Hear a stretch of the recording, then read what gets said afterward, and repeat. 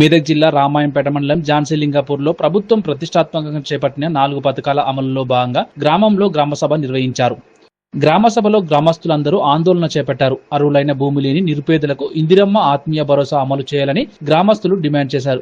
భూమి ఉన్న వారికి మాత్రమే ఇందిరమ్మ ఆత్మీయ భరోసా అమలు చేస్తున్నారని ఆగ్రహం వ్యక్తం చేశారు.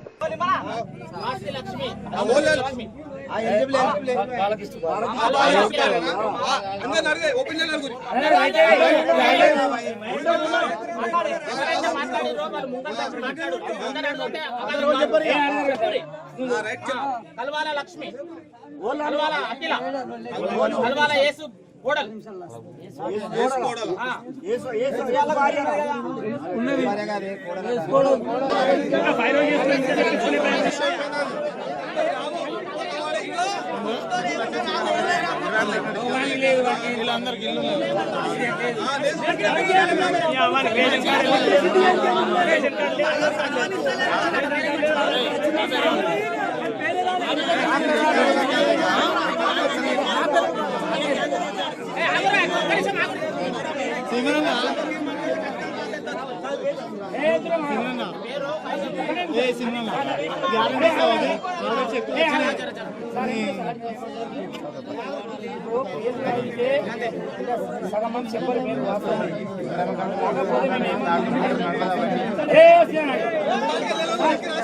ఇప్పుడు నేను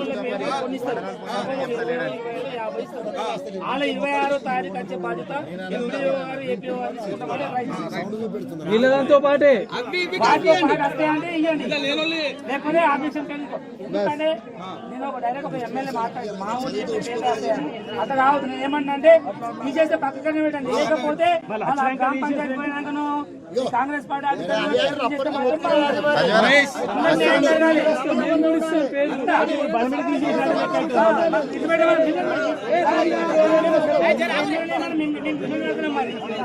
అన్యాయం చేయకూరి చేస్తామంటే న్యాయం మీతో పాటు వాళ్ళకు చేయండి. గ్రామసభ కండక్ట్ చేయడం జరిగింది. ఇందులో మొదటగా ఇంద్రమ్మ ఆత్మీయ భరోసాకు సంబంధించి 55 లిస్ట్ వచ్చింది. 55 మంది గ్రామసభ చర్చించడం జరిగింది. కొన్ని అభ్యంతరాలు వచ్చింది. సో అభ్యంతరాలను స్వీకరించి మీరు జెన్యున్గా ఒకవేళ ల్యాండ్ లేని అన్న సందర్భంలో వాళ్ళని ఎలిజిబిలిటీ చేసి పైకి పంపడం జరుగుతుంది. లేని పక్షంలో వాళ్ళను రిజెక్ట్ చేయడం జరుగుతుంది. ఇందిరమ్మ ఇళ్లకు సంబంధించి టోటల్ 290 ఎలిజిబుల్ ఉన్నారు. ఇందులో 257 మంది విత్ ల్యాండ్ ఉన్నది. 33 మెంబర్స్కి ఏమాత్రం ల్యాండ్ కూడా లేదు. సో టోటల్ ఇది ఇందిరమ్మ ఇల్లు 290 ఉన్నాయి. రైతు భరోసాకు సంబంధించి 3.30 ఎకరాల గుంటలు ఇక్కడ నాన్ ఎరబుల్ ఏరియా కింద ఉన్నది.